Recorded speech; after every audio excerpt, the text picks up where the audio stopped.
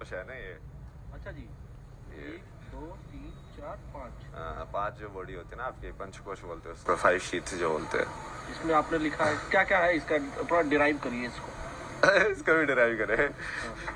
तो अभी जैसे मैं अभी जिसमें हूँ ना, आप उसको बोलते हैं कि मैं आनंदमय कोश में हूँ। आनंदमय कोश में मतलब कि अब मेरे को फर्क नहीं पड़ता है, जो शब्द निकल रहे बिल्कुल बिल्कुल तुम फ्री फ्लो स्टेट जिसको बोल सकते हो, लाइक हाँ जैसा मैं हूँ वैसा हूँ। मैं बीड़ी भी पी सकता हूँ, कोई नहीं है भाई, ऐसा ही हूँ मैं। तुम पागल समझो समझो, नहीं समझो मत समझो, समझे। दूसरी स्टेज क्या है?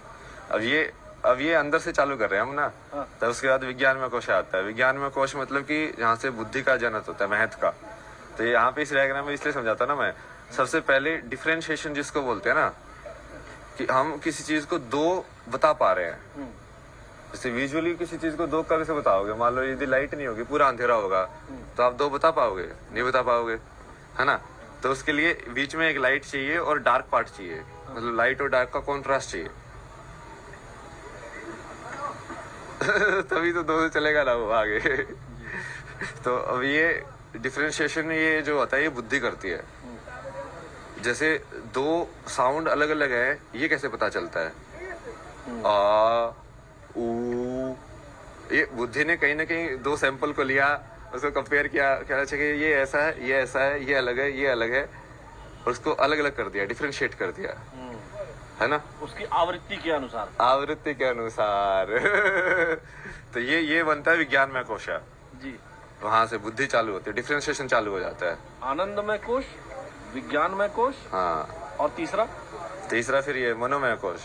इसमें क्या होता है? इसमें जैसे जो आवृत्ति आपने बनी, वो आवृत्ति आप स्टोर करके रखते हो मेमोरी में।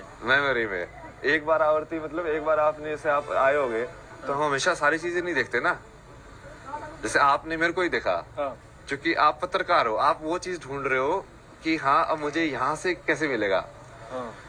तो वो जब मैं आपको बताऊं, मैं आपको एक ही बार जैसे देखा, ये लोग आगे बढ़ते हुए जा रहे थे, मैंने आपको जैसे ही देखा मैं एकदम स्टक हो गया।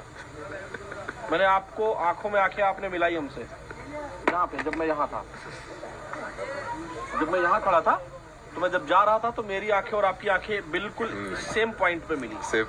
फिर मैंने इनको बुलाया, अपने वीडियो जर्नलिस्ट हमारे हरीश शर्मा जी हैं, मैंने बुलाया इनको जोर से। हाँ, तो हम जहाँ थे मनोमय कोश, इसका मतलब क्या है? आवृत्ति को मैंने सेव कर लिया। आवृत्ति का सेव होना जी। एक इंप्रेशन के बाद दूसरा इंप्रेशन आना, मतलब कि जैसे एक बार एक नदी एक जगह से गई, पानी गया, एक इंप्रेशन पड़ा ना, अब फिर से जाएगी, एक और इंप्रेशन पड़ा।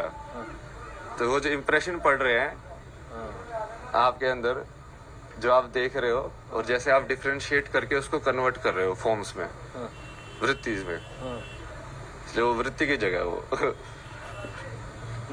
तो ये मनोमय कोश हो। ये मनोमय कोश है, जिसको माइंड भी बोल सकते हैं। मन बुद्धि चित्त अहंकार वाले जो चार जो एलिमेंट है ना, ये बुद्धि वाले को आप विज्ञान में डाल दो, तो बुद्धि थोड़ा सिर्फ डिफरेंशिएशन बुद्धि है। सिर्फ डिफरेंशिएशन में तुम जरूरी नहीं है कि तुम उसको डिस्क्रिमिनेट भी करो, बट मनोमय कोश में तुम डिस्क्रिमिनेट भी करते हो। कि दो होना जरूरी नहीं है कि मैं 2 और 3 में ये बोलूं कि 3 बड़ा है 2 से। हाँ ठीक है, ये 2 है, ये 3 है, मतलब वो ऐसे ही है, डिफरेंशिएशन और डिस्क्रिमिनेशन। अच्छा, उसके बाद फोर्थ स्टेज क्या है? इसके बाद ये बाद में आया ना, ये प्राणमय कोश आया और अन्नमय कोश आया। प्राणमय कोश तो ये आप उसको वैसे मान लो ना, ये अपना जो फिजिकल एनर्जी जो मूवमेंट हो रही है ना, जिससे हार्ट बीट, एयर सब ये सब, मतलब जिसके वजह से सारे अंग काम कर रहे हैं, वो हाँ, मतलब जैसे हम किसी चीज को नीचे पुश करते हैं, जैसे मान लो हम जैसे पोटी में जाते हो, तो वो मूवमेंट भी हम कैसे करते हैं। जब आप वही धीरे धीरे उस चीज को ऑब्जर्व करोगे कि हमें खाना खा रहा हूँ तो ये नीचे ही क्यों जाता है, और कैसे वो तुम अपने अंदर उसको मूव करते हो खाने को, और वही उसको पान वो पास जो वायु जैसे बोला गया है उसको। उसके बाद फिर लास्ट में ये अन्नमय कोश, मतलब खाने का डब्बा। तो अलग अलग डब्बे हो गए ना, ये खाने का डब्बा, खाने के डब्बे के अंदर फिर लाइक ऊर्जा का डब्बा, उसके अंदर फिर लाइक यादों का डब्बा, फिर उसके अंदर फिर लाइक अलग अलग करने का डब्बा, और उसके पीछे फिर ये आनंद में कोच, मतलब ब्लिसफुल।